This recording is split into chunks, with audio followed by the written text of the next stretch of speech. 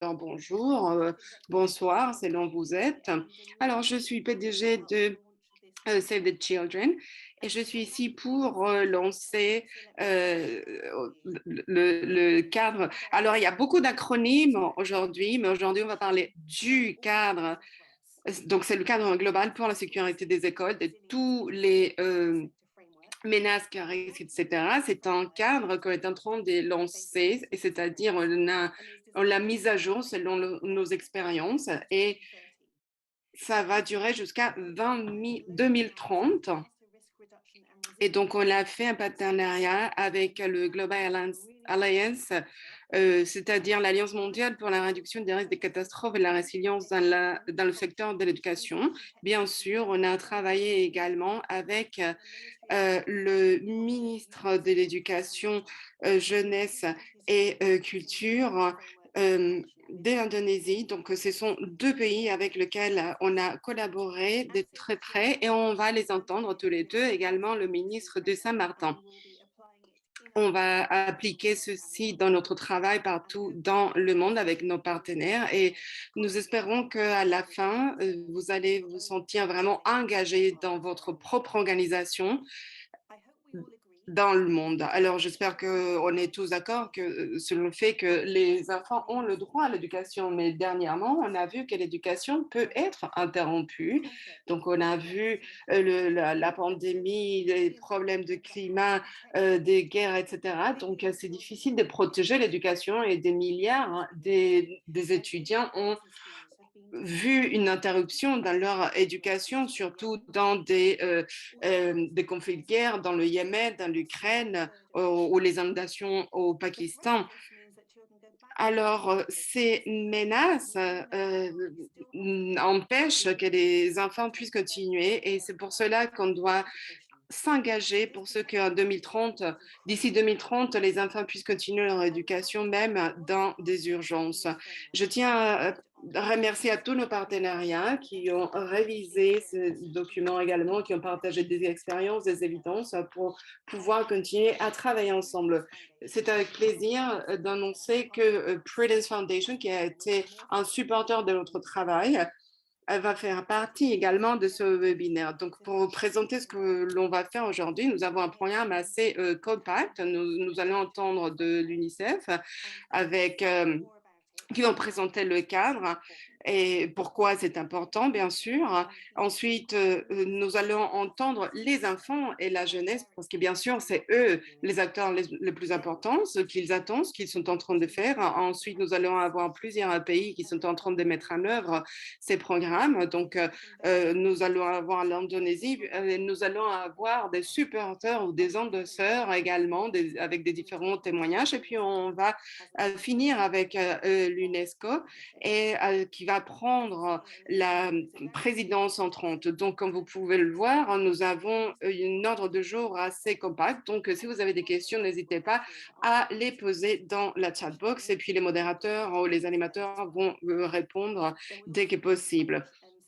Il y aura également de l'interprétation, que ce soit en français ou en espagnol, pour vous tous. Et aujourd'hui, je vous encourage à partager tout le matériel sur les réseaux sociaux. Donc, j'espère que ça va marcher. Ça marche très bien pour nous. Donc, j'espère que ça va marcher pour vous aussi. Comment peut-on avoir davantage de l'attention et comment on peut mieux comprendre ce cadre global? Et maintenant, on va euh, passer à Rob Jenkins, qui est le directeur de l'éducation et du développement adolescent de l'UNICEF, qui va nous parler du cadre et de son travail. Oui, merci Wayne, merci de l'invitation. Alors, je pense que je suis beaucoup plus jeune sur la photo. Enfin, j'espère que ça serait sympa que je sois comme sur la photo. Enfin, merci, chers collègues, chers amis, de cet engagement et de ce grand travail que vous avez réalisé dans ce domaine. Alors, je sais que tout le monde est occupé et je sais euh, que ce cadre global pour la sécurité des écoles 2020 de 2030 comprend le travail à tous les niveaux, régionaux, locaux, pays, internationaux, etc. Ça fait beaucoup de travail, donc c'est un grand honneur pour moi de faire partie de cette conversation. C'est une reconnaissance pour moi d'être ici. Alors, juste de spécificité, euh, nous allons également avoir la chef de l'UNESCO, Stéphania, comme vous savez, la sous-directrice pour l'éducation de l'UNESCO, et son Excellence des moines. Nous allons avoir Nadim Anwar Markarim, ministre de l'Éducation et de la Culture, la République de l'Indonésie, Dr Rodolphe Samuel, ministre de l'Éducation, Culture, Jeunesse et Sport, Saint-Martin. Nous allons avoir l'activiste Maria Marshall de la Barbade, Ilan Ranbolu du Zimbabwe. Alors, c'est vraiment, nous allons avoir des collègues merveilleux dans cette conversation. Merci de vos contributions. Merci vraiment à GCPE, à FCDO et tous les membres de la communauté. Alors, j'ai nommé juste quelques-uns de nos partenaires, de fondations, des organisations, de gouvernements, de personnes qui font partie de ce travail. Mais je voudrais juste contextualiser un petit peu ceci, car je reconnais que tout le monde qui fait partie de cette conversation est déjà convaincu de l'importance de ce travail. Donc, au sommet de la pandémie, nous avons eu une interruption de l'éducation chez les enfants. Et nous savons que les enfants marginalisés ont des probabilités d'avoir leurs écoles fermées pendant une période encore plus longue. Peut-être qu'ils habitent dans un pays où les écoles ont eu une fermeture encore plus prolongée dans des zones marginalisées. Peut-être ça peut être le double de la fermeture que dans d'autres pays. Et donc, il n'y a pas eu accès d'éducation à distance, peut-être. Donc, il y a des risques, il y a des défis aussi pour entrer à l'école et pour que l'école leur permette aussi de reprendre leur chemin. Donc, nous avons déjà reconnu, même avant la pandémie, avec cette crise globale, mais la pandémie est venue vraiment pousser davantage euh, tous ces challenges et nous a rappelé la discrimination chez les enfants marginalisés. Donc, nous espérons que ces enfants pourront tous retourner à l'école.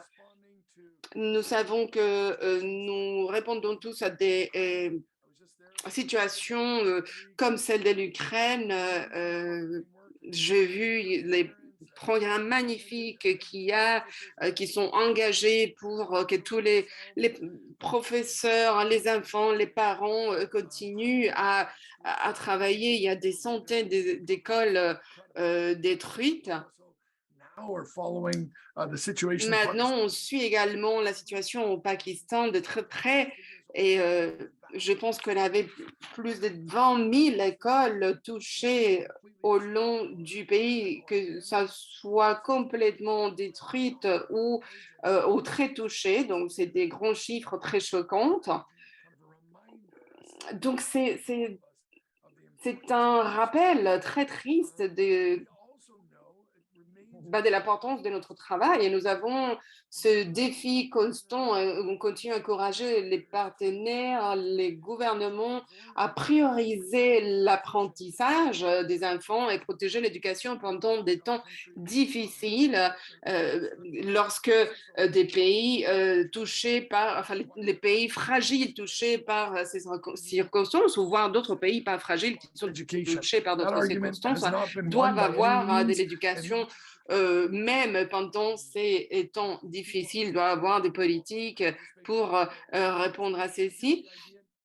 Alors, je ne suis pas là pour vous convaincre, mais pour moi, il faudrait avoir davantage des réunions comme celle-ci pour mobiliser d'autres personnes, car il y a un argument qui dit que les enfants marginalisés devraient être priorisés et c'est complètement important que chacun de ces enfants, pour leur communauté, pour leur famille, pour leur pays, qu'ils puissent avoir du succès dans ce débat d'éducation.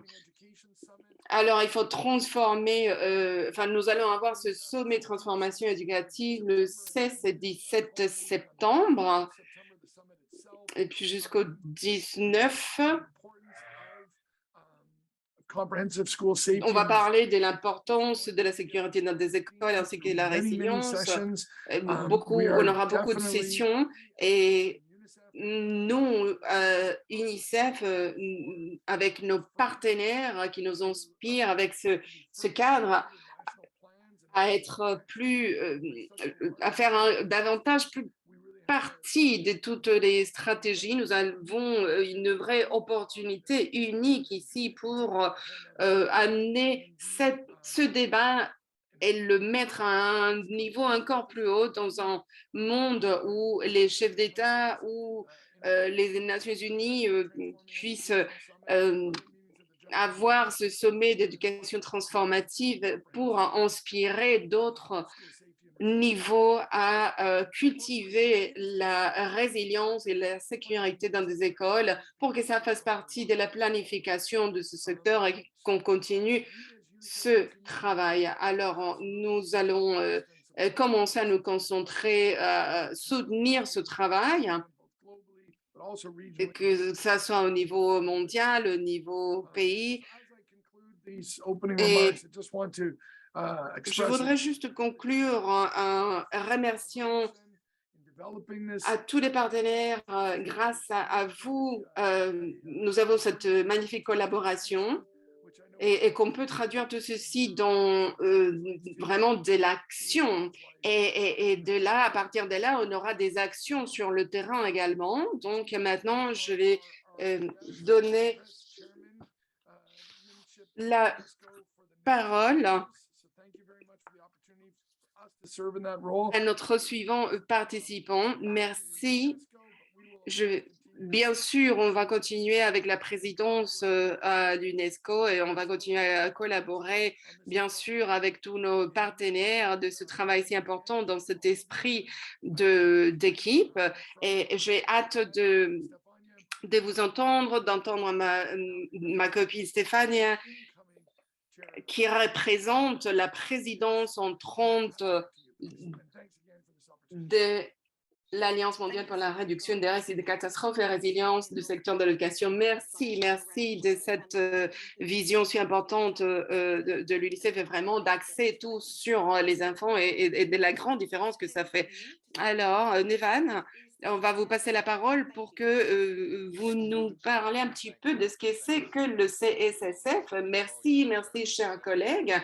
On est très content car on a des participants de partout dans le monde aujourd'hui dans cet appel et ça nous parle de l'importance de cette agenda, mais ce n'est pas seulement le programme, mais les actions qui vont suivre. Donc, on veut vous donner une vision générale du CSSF et c'est que ce qui est le focus ou l'axe du cadre global. Donc, il y en a parmi vous qui le connaissent déjà ou qui l'ont déjà utilisé depuis des décennies d'années dans différents pays qui ont déjà utilisé ou participé dans les consultations qu'on a menées à bien les dernières années. Et un des objectifs de cette mise à jour, c'était de renforcer les éléments du cadre dans les risques croissants pour les enfants dans l'éducation et puis toutes les leçons apprises de la dernière décennie et les domaines dans lesquels on a essayé de se concentrer, c'est la protection des étudiants, des éducateurs et du personnel dans des écoles et d'autres espaces d'apprentissage, sur ce en reconnaissant que l'éducation se passe non seulement à l'école, mais également dans d'autres scénarios. et education, puis renforcer l'éducation et la continuité de la protection et limiter les interruptions à l'apprentissage face au choc, stress, danger ou menace. Et l'exemple que Rob nous a donné sur les leçons apprises que les enfants ont eues pendant la pandémie, mais ça a été également une opportunité pour nous pousser tous à stopper les interruptions car on a tous eu des pertes scolaires. Et puis, on essaie de promouvoir également les connaissances et les habilités chez les étudiants et les euh, détenteurs de responsabilités afin de contribuer à la réduction des risques, la résilience, the etc. Si on peut passer à la CSSF suivante, s'il vous plaît. really has Alors, four le key components. CSSF a 4 composants principaux donc, qui font la fondation, la base, vraiment, c'est un système avec 3 piliers qui se croisent les uns les autres.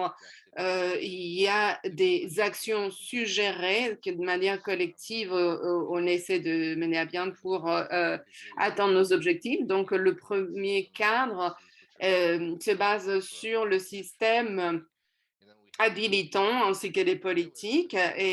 Et puis nous avons les 3 piliers que peut-être vous déjà connaissez, c'est la sécurité dans les installations scolaires, la sécurité dans des écoles et la gestion de continuité d'éducation. Et ensuite, la réduction des risques et résilience dans le domaine d'éducation. Tout ceci est disponible dans le site internet de GADRES. Ici, nous avons les risques et les dangers, les aléas. Nous avons compris différents domaines. On essaie de prendre en compte tous les risques, enfin une approche tout risque, que ce soit lié à l'environnement technologique, biologique et sanitaire, des conflits de violence, et puis tous les dangers quotidiens. Et ceci dans la reconnaissance du travail dans tous les pays qui travaillent avec des partenaires, avec un ensemble des dangers qui sont interliés et qui ont de différents effets dans l'interruption de l'éducation chez les enfants. Donc, il nous faut des stratégies pour répondre de manière efficace. Et c'est ça le but du cadre, de lutter contre ces effets. Et ici, on peut voir dans cette diapositive, nous avons cette approche également, These challenges, a collective c'est-à-dire il nous faut une approche collective pour traiter ces différentes menaces, car ce sont des menaces très sérieuses, très importantes. strong Et collaboration. donc, nous avons une grande collaboration avec tous nos partenaires, ainsi qu'avec toute la société. Nous avons un modèle socio-écologique qui soutient le CSSF, car on a tous, que ça soit à la maison jusqu'au niveau des systèmes, une partie à jouer. Donc, très brièvement, ici, nous avons bien sûr finalement l'un des efforts les plus importants qu'on a fait en tant qu'alliance, c'est de nous assurer qu'il y a des liens entre le CSSF et les différents cadres internationaux qui soutiennent la sécurité et la résilience dans des écoles. Donc, voici quelques exemples, bien sûr, comme les ODD, comme Safe Schools Declaration ou la déclaration de sécurité dans des écoles, etc. Notre intention, c'est de donner à nos partenaires, que ce soit des gouvernements ou des organisations, des boîtes à outils concrètes pour identifier les risques au niveau des écoles et soutenir au niveau gouvernement, au niveau partenaire, tous ces risques auxquels les enfants font face. Car certes, il y a beaucoup de leçons à apprendre encore dans le secteur de l'éducation. Donc, sur cette note, je vais vous redonner la parole avec tous mes remerciements pour tous les partenaires pour ces grands efforts et tout votre travail, en espérant qu'on continue de l'avant. Et comme Rob disait, il faut continuer de l'avant pour atténuer les effets des catastrophes. Merci beaucoup, Wen. Merci, Neven. Oui, bien sûr, je tiens à encourager tout le monde à regarder tout ce matériel. On aura bien sûr toutes les traductions dans différentes langues, en espagnol, français, chinois, hindi, indonésien et arabe à venir. Bien sûr, la voix des jeunes, c'est la voix la plus importante. Donc, on va attendre quelques jeunes. Maria Marshall, qui est une jeune activiste à Barbade. Elle est un 8e et elle soutient tous les sujets liés à l'environnement. J'ai appris de ma mère que c'est le premier endroit où tu apprends, c'est à l'école. Mais c'est très important d'aller à l'école parce que même si c'est pas grave d'où tu viens, si tu vas à l'école, c'est là où tu apprends. Mais si c'est pas sécurisé, bah, alors on ne peut pas avoir. Et ce n'est pas le cas de toutes les écoles. Elles sont pas si sécurisées comme elles devraient être. Il y a, et je parle pas que des étudiants, il y a des personnes traumatisées, que ça soit des étudiants, des professeurs, du personnel, etc. On a, par exemple, le bullying. Moi, j'ai eu cette expérience très méchante. Et donc, bien sûr, ça peut beaucoup toucher un enfant, que ce soit psychologiquement ou académiquement. Alors, aujourd'hui, avec tout ce qu'on a dans ces temps modernes, ça devrait pas être un problème. Ou par exemple, parlons de l'Ukraine, imaginons les traces, comment ceci touche les enfants. Et bien sûr, on a eu la pandémie de la COVID-19 qui a touché toutes les personnes qui ont vu une interruption dans leur classe. Pour moi, ça a été de le faire de l'école, mais je sais qu'il y a eu beaucoup de personnes, beaucoup d'étudiants qui avaient du mal à le faire. Et puis, il y avait la charge mentale aussi de la pandémie, car il y avait très peu de contacts, on était isolés de la famille, des contacts, et puis même de la nature. Et puis, on a vu une hausse de température, on a des sécheresses, on a des inondations. L'environnement est un sujet qui me tient au cœur. Et je pense que même si la nature est très consistante, nous avons en tant qu'humains créé une crise environnementale. Donc, pour les petits pays en développement, il faut vraiment prendre un pas de l'avant pour lutter contre le changement climatique comme changement et comme réponse à la hausse de température, car ça va toucher également dans l'avenir l'éducation. Et je pense que ça fait partie, ça devrait faire partie de l'éducation de protéger l'environnement, car c'est des faits très simples qui restent. Nous n'avons qu'un environnement et nous devons le protéger. Very well said, Maria. Fantastic to hear. Très bien dit, Maria. C'est fantastique. Sa présentation, c'est vraiment d'axer tout sur les enfants et le fait que nous avons qu'un environnement. Nous allons avoir Ilan Radvoilou maintenant qui va soutenir à travers son témoignage ce sujet. Ilandra, on ne t'entend pas? My name is Ilandra Ndlovu. Je suis Ilandra Ndlovu. My primary and secondary education in. J'ai fait mon éducation primaire et secondaire, et puis récemment, j'ai fait partie d'une organisation féministe pour nous protéger contre le changement climatique. So my presentation is based on my personal experience. Alors, je tiens à partager mon éducation, mon expérience personnelle. Safe environment is still just a dream for most children, more so adolescent girls. Alors, c'est très important d'offrir un environnement favorable et sûr dans les écoles, surtout pour les jeunes filles. This includes the menstrual hygiene rooms.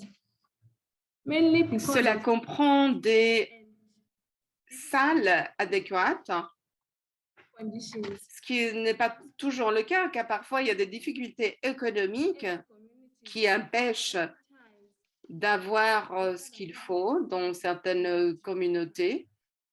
This exposes children as learning Et in ceci unsafe expose les enfants à des dangers. poor menstrual hygiene facilities. En parlant des jeunes filles, il y a également des problèmes, par exemple, avec les compresses. Il n'y a pas accès à des compresses. C'est un danger, c'est un risque également à l'école. Usually, they are usually Veuillez m'excuser, le son est beaucoup trop pauvre pour interpréter. Next slide, please.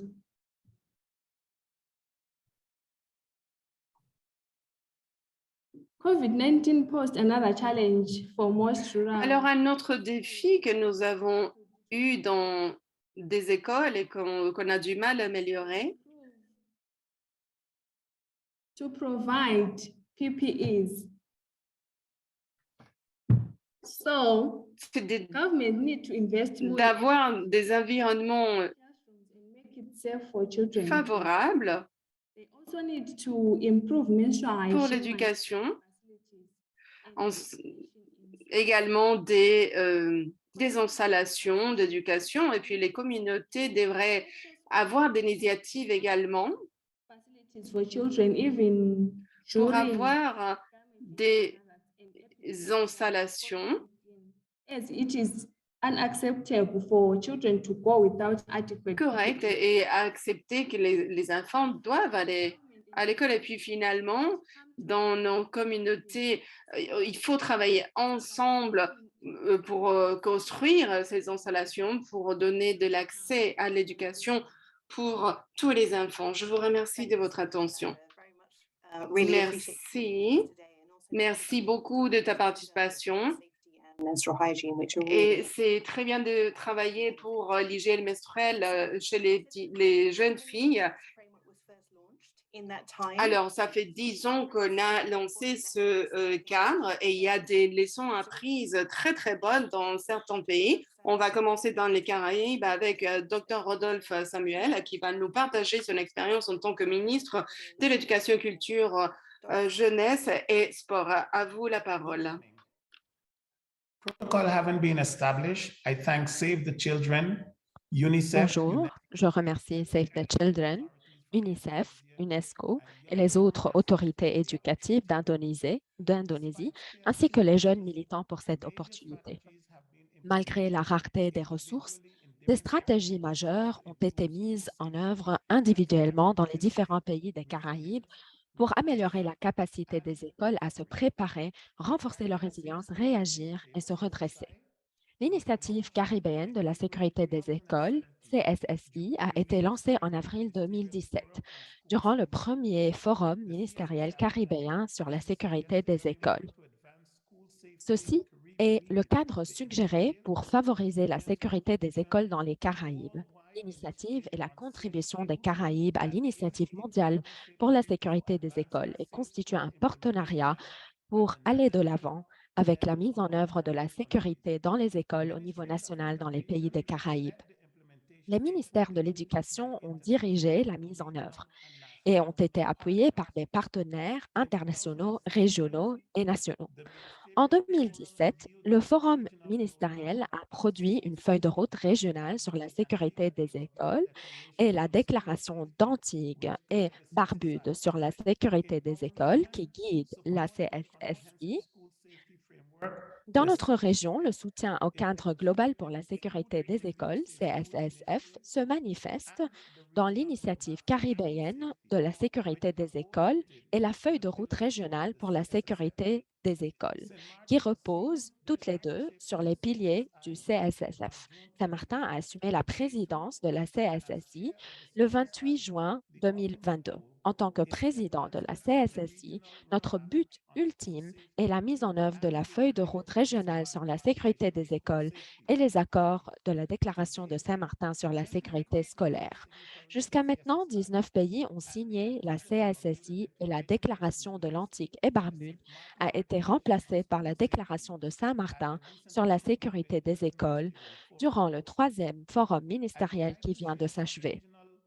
Permettez-moi de partager avec vous certaines avancées au niveau régional depuis 2017 en ce qui concerne la CSSI.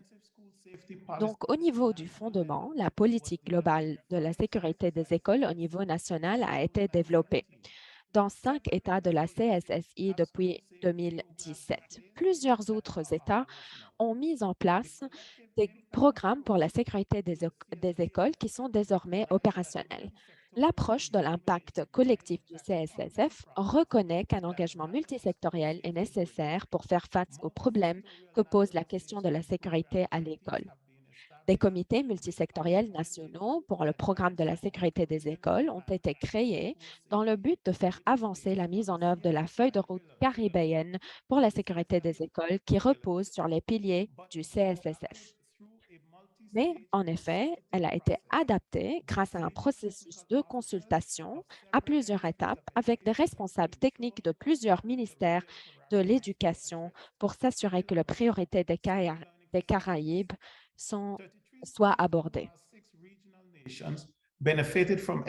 En effet, en ce qui concerne les installations d'apprentissage sûres, 33 écoles de 6 pays régionaux ont subi des évaluations approfondies de la sécurité, y compris des évaluations de danger et de risque et évaluations de la sécurité et de la structure scolaire, des pratiques GRC, de l'assainissement et pratiques de santé selon des centaines de critères établis et ancrés dans le modèle adapté aux Caraïbes pour évaluer la sécurité scolaire. 90 responsables techniques chargés d'effectuer les évaluations de la sécurité de l'école ont été formés. Deuxième pilier. Les pays ont investi de nombreux efforts pour soutenir les écoles dans l'élaboration de plans de sécurité au niveau de l'école. Il reste encore beaucoup à faire dans la région pour les priorités en matière de sécurité scolaire et la planification en situation d'urgence au niveau national et dans le secteur scolaire. Il existe un potentiel important d'harmonisation des efforts pour intégrer des concepts de résilience dans les programmes d'enseignement formel. Toutefois, au niveau national, certains pays ont réalisé des acquis. Donc, nous pouvons utiliser les écoles comme plateforme pour renforcer la connaissance sur la résilience et pour sensibiliser la communauté. Au niveau national, le ministère de l'Éducation, la Culture, les Jeunes et le Sport a créé le Comité de gestion de la sécurité et des situations d'urgence. En effet, ce comité a pour tâche d'adapter le cadre de la sécurité des écoles au niveau national. Toutes nos écoles ont donc maintenant des plans de sécurité et en situation d'urgence et des équipes chargées de leur mise en œuvre ont été créées. Nous avons finalisé le plan d'apprentissage en situation d'urgence et le projet de plan est en cours de préparation et attend mon aval. Pour renforcer la collaboration multisectorielle, un protocole de communication a été développé en 2021. De nombreuses avancées ont été réalisées au niveau régional, mais il reste encore beaucoup à faire. Nous nous engageons à faire progresser la sécurité des écoles en focalisant sur les piliers du CSSF. Je vous remercie. Thank you so much, Dr. Samuel, and it's fantastic to Merci hear beaucoup, Dr. Samuel. to continuing to work Nous together nous to make it félicitons de votre progrès et de votre engagement à continuer de concrétiser la sécurité des écoles. Nous passons à l'Indonésie. Nous avons une vidéo enregistrée par le ministre de l'Indonésie de l'Éducation, de la Culture, Recherche et Technologie. Donc, nous donnons la parole à son Excellence Nadiem Anwar Makarim. Je vous remercie. Président de l'Alliance mondiale pour la réduction des risques de catastrophes et la résilience dans le secteur de l'éducation, M. Nezevich, honorable invité, mesdames et messieurs. Merci de m'avoir invité à cet événement très important dans le cadre de nos efforts visant à créer un environnement sûr et confortable pour nos étudiants. Il nous incombe de garantir que plus de 56 millions d'étudiants et plus de 5 millions d'enseignants dans plus de 500 000 écoles dans le pays soient en sécurité et à l'abri des répercussions dévastatrices des catastrophes naturelles. En Indonésie, la nécessité de garantir la sécurité de nos étudiants et de nos enfants revêt une grande urgence, vu l'emplacement géographique de notre pays au sein de la ceinture du feu du Pacifique. L'Indonésie fait donc face au risque continu d'éruptions volcaniques, de séismes, d'inondations et de tsunamis.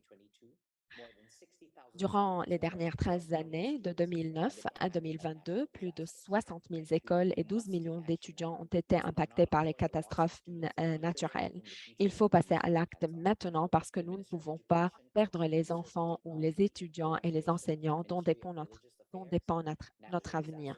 Le ministre de l'Éducation, la culture, les recherches la recherche et la technologie, en collaboration avec le ministère des Affaires religieuses, se sont efforcés depuis 2009 de mettre en œuvre le CSSF.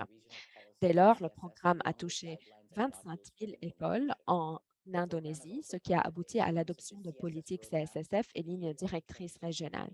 En outre, le programme a prévu la mise en œuvre de la feuille de route pour la protection des écoles 2022-2025 qui constitue une référence et un indicateur directeur pour les réalisations minimales. Nous avons l'intention de continuer et d'élargir la mise en œuvre du CSSF en l'intégrant dans l'initiative de l'apprentissage émancipateur qui est désormais le mouvement d'apprentissage national approuvé par notre ministre. Nous avons hâte d'accueillir la version révisée du CSSF et de mettre en œuvre une approche tout risque, stratégique et holistique pour garantir la sécurité des étudiants et des enseignants en Indonésie. Je fais appel à votre dévouement et collaboration pour soutenir la mise en œuvre de la sécurité des écoles pour sauvegarder nos enfants, l'avenir de notre nation. Merci de votre écoute. Je remercie son Excellence de son intervention splendide. Il a parlé en effet de ces grands défis auxquels fait face l'Indonésie. Donc, cette approche multisectorielle est très importante.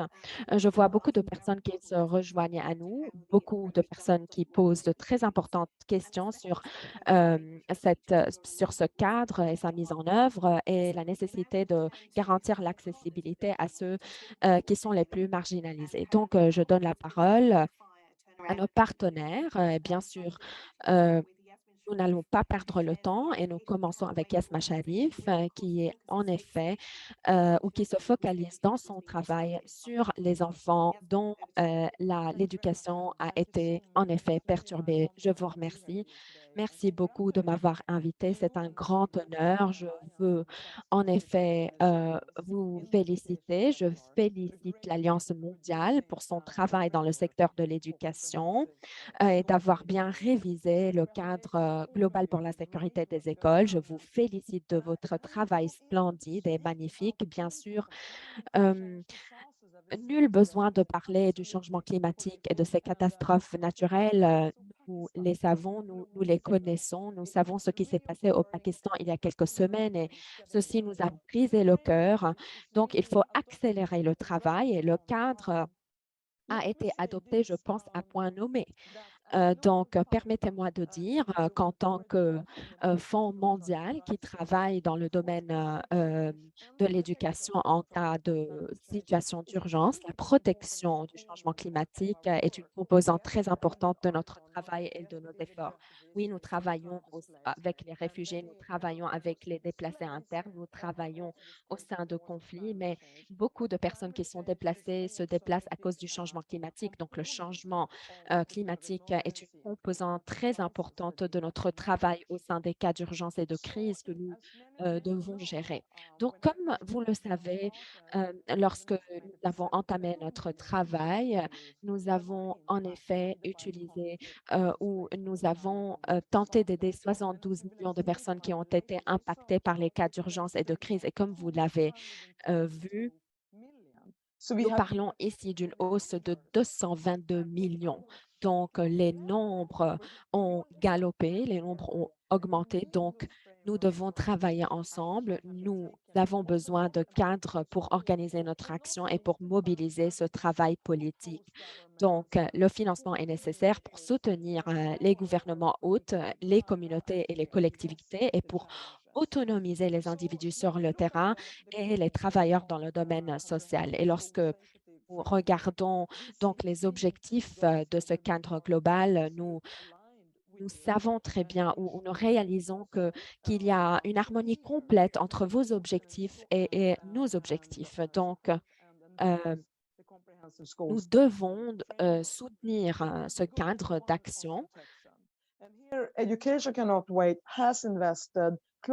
Donc, nous avons investi environ 50 millions de dollars dans le domaine de l'éducation depuis 2019. Donc, la protection est une priorité ultime dans le domaine de notre action humanitaire. Certes, dans le cadre des catastrophes naturelles qui ont eu lieu, le cyclone tropical au Pérou, ensuite en Mozambique et à Zimbabwe, nous avons vu ce qui s'est passé il y a quelques années et aujourd'hui maintenant, et ces inondations dévastatrices au Pakistan où il y a en effet, où il y a 18 000 écoles qui ont été endommagées et détruites. Donc, l'éducation ici ne peut pas attendre et notre programme, ça cherche à renforcer l'aide fournie à des millions de personnes pour soutenir le gouvernement du Pakistan et également les apprenants, les étudiants qui constituent l'avenir du pays pour qu'ils puissent répondre. Donc, troisièmement, l'objectif numéro 3 qui parle de la résilience est également très important. Nos programmes dans le domaine de la résilience sont également très importants et cherchent à atténuer les risques des catastrophes induites par le changement climatique. Nous cherchons à aider les individus à s'adapter et à se redresser après la survenue de ces catastrophes. Donc, dans notre plan stratégique, nous avons décidé, ou ce plan va être publié en 2024. Et nous allons donc nous allons entreprendre un rôle très important pour que nous puissions résoudre ou répondre aux catastrophes naturelles induites par le changement climatique et nous allons donc collecter 1,5 milliard de dollars pour que nous puissions habiliter les gouvernements hôtes, l'UNICEF ainsi que d'autres organisations telles que Save the Children, NRC ainsi que d'autres organisations non gouvernementales internationales qui cherchent à travailler dans le domaine de la prévention et dans le domaine de l'éducation. Donc, ce financement sera disponible et nous allons travailler dans à différentes étapes pour résoudre ou pour nous travailler pour aider les individus à se redresser, notamment dans le secteur de l'éducation après ces catastrophes naturelles. Donc, en conclusion, permettez-moi de féliciter les membres de l'Alliance mondiale de leur travail et de la révision du cadre global. Nous nous félicitons de ce travail. Donc, l'éducation ne peut attendre ou Education Cannot Wait vous soutient. Donc, je parle au nom de tous ceux qui soutiennent notre plateforme et c'est un grand plaisir d'annoncer que nous allons donc nous rejoindre à la famille de l'Alliance mondiale. Nous annonçons notre approbation, notre soutien au cadre global, notre soutien complet. Donc, nous pourrons vous aider dans le domaine de la sensibilisation et soutien financier pour que vous pourriez amplifier votre message sur le terrain. Nous sommes avec vous et nous sommes ravis de rejoindre votre famille. Félicitations. Je vous remercie, Yasmine. Félicitons que vous nous avez rejoints. Donc, nous donnons la parole à Stuart Cameron, spécialiste dans le domaine de l'éducation du Partenariat mondial pour l'éducation. Nous vous donnons la parole pour 2 minutes.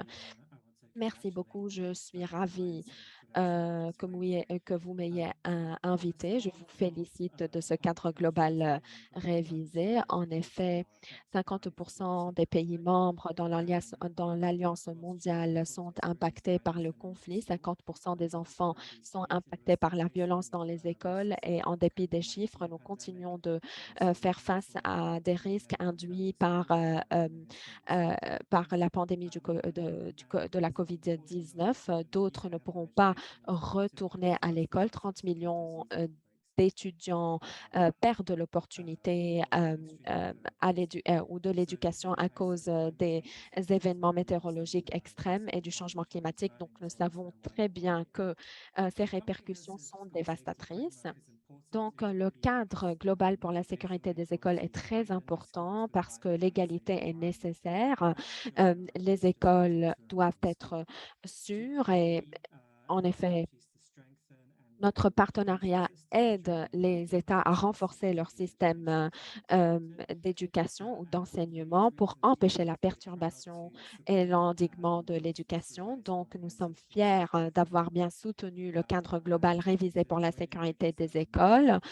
Donc, bien sûr, nous soutenons cet appel au gouvernement, au secteur privé, aux corporations et aux ONG de soutenir ce cadre. Nous pensons que ce cadre va garantir l'approche cohérente pour faire face aux risques euh, auxquels les enfants sont confrontés. Donc, en tant que partenariat, en tant que communauté, ceci nous permettra d'accélérer le progrès dans la transformation des systèmes éducatifs pour renforcer la résilience et pour ne laisser personne pour compte. Je vous remercie. Je vous remercie. Vous avez parlé de la résilience, du renforcement des systèmes éducatifs. Nous donnons maintenant la parole à la Coalition mondiale pour la protection de l'éducation de toute attaque. Je vous remercie. C'est un grand plaisir de vous rejoindre aujourd'hui. Je vous félicite bien sûr de prime abord. Le cadre global pour la sécurité des écoles est très important. C'est un travail splendide pour nous en tant que coalition globale pour la protection des éducations de toute attaque, y compris les catastrophes naturelles. Bien sûr, nous faisons face à ces répercussions de façon simultanée. Les écoles, les étudiants et le personnel sont attaqués et les écoles sont attaquées partout dans le monde. Plus de 11 millions de rapports signalent que des attaques ont été perpétrées entre 2015 et 2019, ce qui a impacté 22 000 étudiants et enseignants. Ces enseignants et ces étudiants font face à la pandémie, aux catastrophes naturelles, au changement climatique, ce qui pourrait exacerber le conflit et ses répercussions. Le cadre global est harmonisé avec la déclaration des écoles sûres ainsi que la déclaration politique pour la protection des éducations au sein des conflits armés qui a été soutenue par 114 pays États ou États.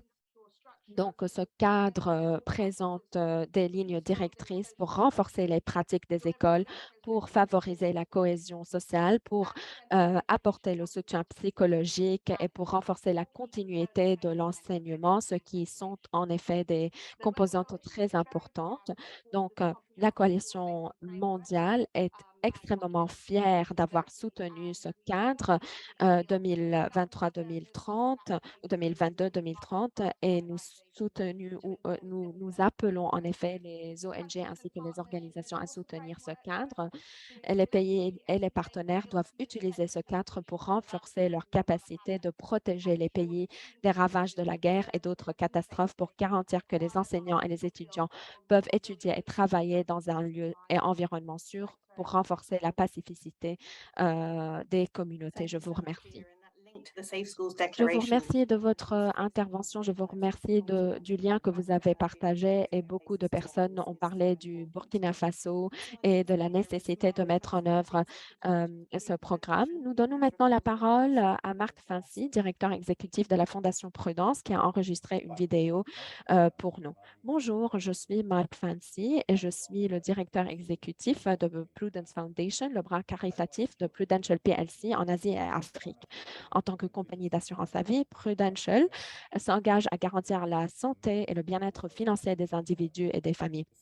Nous apportons la protection et la sécurité financière à des milliers de personnes depuis 175 ans en aidant les individus à profiter de leur vie. Prudence Foundation partage le même objectif. Nous cherchons à contribuer à la création d'un avenir meilleur en renforçant la sécurité des sociétés et les rendant plus résilientes aux aléas de la vie, en développant et soutenant des initiatives durables à long terme qui sont axées sur l'éducation, la santé et la sécurité. Depuis sa création en 2012, le programme de la sécurité des écoles a constitué un programme phare pour la Fondation Prudence, en étroite collaboration avec les ONG, les gouvernements et les sociétés. La Fondation soutient et approuve complètement le travail de l'Alliance mondiale pour la réduction des risques de catastrophes et la résilience dans le secteur de l'éducation, dans l'élaboration du cadre global révisé de la sécurité des écoles, le CSSF, pour protéger l'apprentissage des enfants de toute catastrophe et menace. Nous sommes ravis de participer aujourd'hui au lancement mondial de la dernière version. Nous sommes convaincus de l'importance de la collaboration avec nos partenaires et autorités chargées de l'éducation pour institutionnaliser et opérationnaliser le CSSF. Le partenariat entre le ministère de l'Éducation et Save the Children aux Philippines pour mettre en œuvre le programme des écosystèmes de la sécurité des écoles en est une preuve ultime. Ce programme vise à utiliser la technologie pour garantir la sécurité des écoles au niveau national et établir un modèle basé sur les éléments factuels.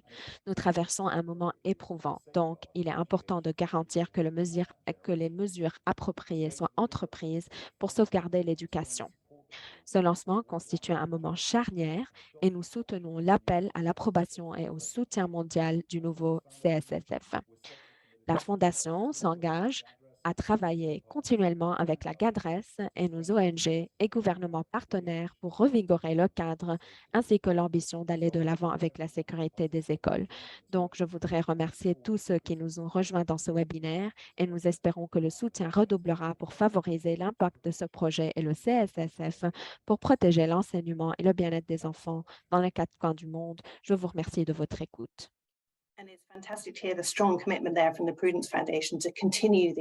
Je remercie la Fondation Prudence de son dévouement et du travail réalisé pour renforcer la sécurité des écoles. Nous donnons maintenant la parole à Camilla Pankers, la conseillère dans le domaine de l'éducation, du climat et de l'environnement. Je vous remercie. Bien sûr, je ne vais pas prendre beaucoup de temps. Euh, Nous vous félicitons, nous soutenons le cadre global au nom du gouvernement euh, du Royaume-Uni et nous sentons que bien sûr, nous avons entamé un très grand voyage, un très grand travail qui revêt une importance particulière, notamment en ce qui concerne la sécurité des enfants et bien sûr en ce qui concerne le renforcement du droit à l'éducation et nous sommes ravis de voir ce cadre se renforcer. Donc, l'Alliance mondiale doit se féliciter de ce travail et bien sûr, ce travail est survenu à point nommé alors qu'il y a beaucoup de risques associés avec les catastrophes naturelles. Nous avons entamé un grand travail dans le domaine des politiques de l'éducation. Nous avons signé la déclaration des écoles sûres. Nous avons entamé une grande campagne. Bien sûr, avec l'éducation, on ne peut entendre. Et ceci était très important. Donc, nous soutenons le nouveau cadre révisé qui va soutenir nos efforts dans le domaine de la lutte contre le changement climatique et les catastrophes naturelles. Et bien sûr, c'est la position entreprise par le Royaume-Uni à cet égard. Nous soutenons votre travail. Nous allons continuer de travailler avec GADRES et le secteur de l'éducation parce qu'il faut aller de l'avant pour garantir qu'aucun étudiant ne soit laissé pour compte. Je vous remercie. Nous avons vu un grand nombre d'États qui ont pris la parole et nous voyons bien sûr que ces défis, que tout le monde fait face à ces défis et que bien sûr, ce défi a été très clair au Royaume-Uni. Donc, pour les remarques de clôture, je donne la parole à la nouvelle présidence ou présidente de l'Alliance mondiale, Stefania Giannini, la sous-directrice générale pour l'éducation de l'UNESCO. Je vous remercie. Je vous remercie. Bonjour, bonsoir, bon après-midi. C'est un grand honneur d'assumer la responsabilité ou d'assumer la présidence de la GADRES. Merci de m'avoir accordé cette opportunité. Premièrement, je voudrais braquer la lumière sur notre position. Nous, bien sûr, nous remercions l'Indonésie ainsi que Saint-Martin. Ce leadership dans le domaine du renforcement du cadre des écoles sûres est très important au niveau national, régional et international. Ceci est essentiel pour garantir la résilience des systèmes de l'éducation et ce face aux risques qui continuent euh, de s'intensifier et de s'exacerber comme nous l'avons vu aujourd'hui. Nous faisons face à la brutalité de ces catastrophes jour après jour et l'impact dévastateur sur les écoles. Nous avons vu cette dernière semaine ou en fin de semaine un exemple très vif, la solidarité qui a été exprimée avec le Pakistan euh, et également le soutien exprimé par le secrétaire général des Nations unies après des inondations sans précédent dans le pays. Bien sûr, le droit à l'éducation est attaqué par divers risques et catastrophes de tous bords, bien sûr la COVID-19 et d'autres pandémies, épidémies et bien sûr le changement climatique comme nous l'avons déjà vu. Donc actuellement, la réduction des risques de catastrophes, euh, bien sûr, sont interconnectés et nous soutenons et bien sûr, nous cherchons à renforcer le soutien accordé au cadre global pour la sécurité des écoles parmi nous qui sommes engagés pour renforcer la résilience.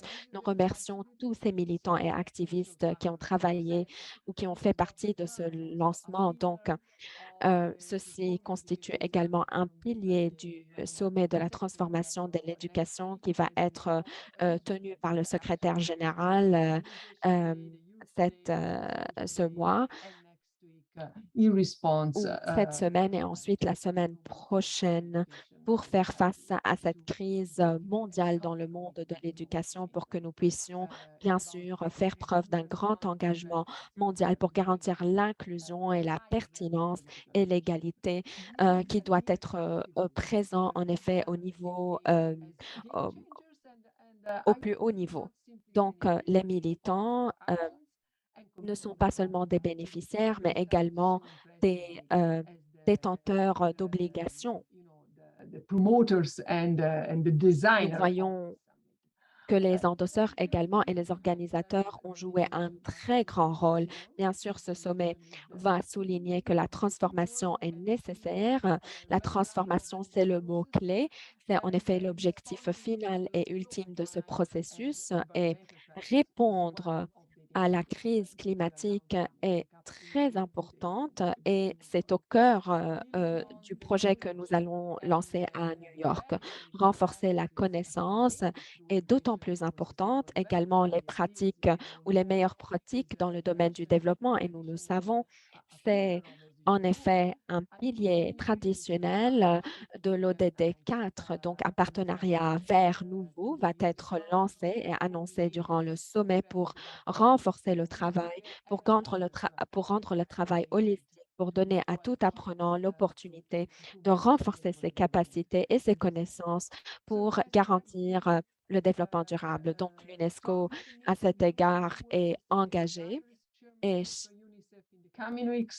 est engagé donc à assumer la présidence de l'Alliance mondiale. Nous remercions nos collègues de leur travail et il est grand temps de reconnaître le travail de l'UNICEF dans le renforcement de la sécurité des étudiants et dans le secteur scolaire avec tous nos membres et tous nos partenaires, avec tous les pays membres. Et bien sûr, nous, en tant qu'UNESCO, nous nous engageons à renforcer notre travail avec les étudiants et les enseignants.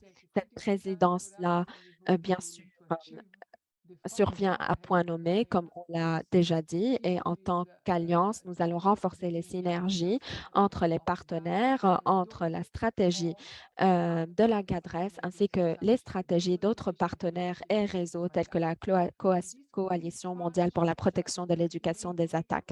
Donc, ces partenariats permettent le lancement du nouveau cadre global qui est désormais encore plus holistique et encore plus complexe. Ce que je voudrais souligner également, c'est que nous allons travailler avec les pays membres pour lancer le nouveau cadre, pour mettre l'accent sur la réduction des risques de catastrophe et la résilience. C'est bien sûr euh, la valeur ajoutée de notre travail et de notre cadre et de l'adoption de politiques. Et nous allons nous focaliser certes sur l'adoption de politiques pour réduire les risques de catastrophe et pour intégrer ce concept-là dans les programmes d'enseignement. Finalement, nous allons nous focaliser sur le renforcement de notre visibilité au niveau régional et international. Nous allons réunir les rangs. Nous allons bien sûr travailler avec ceux qui financent notre travail et notre engagement est très important avec le fonds d'adaptation qui va être lancé par l'UNESCO en 2022 en collaboration avec le ministère de l'Éducation en Haïti. Je remercie donc tous les intervenants. Je remercie l'Alliance mondiale. Je vous remercie de votre soutien et de votre engagement collectif, de votre dévouement. C'est bien sûr une étape très importante qui pave la voie à la résilience pour que tous les enfants, tous les étudiants puissent avoir accès à des écoles sûres et protégées. Je vous remercie. Et je vous donne la parole, Madame Gwen. Thank you so much, Stefania. So the Je vous remercie. Merci beaucoup, Stéphania. Donc, le lancement a eu lieu.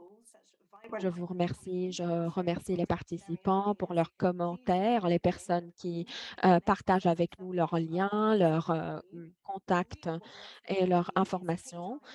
Donc, nous allons vous demander de prendre un peu de temps pour passer en revue le cadre global. Comment allez-vous le mettre en œuvre au niveau national? Je remercie tous les intervenants, tous les partenaires, mais bien sûr, je remercie Marie et Ilandra d'avoir bien parlé de leur travail. Vous êtes l'atout le plus important et vous êtes cette génération future pour laquelle nous travaillons et je vous remercie.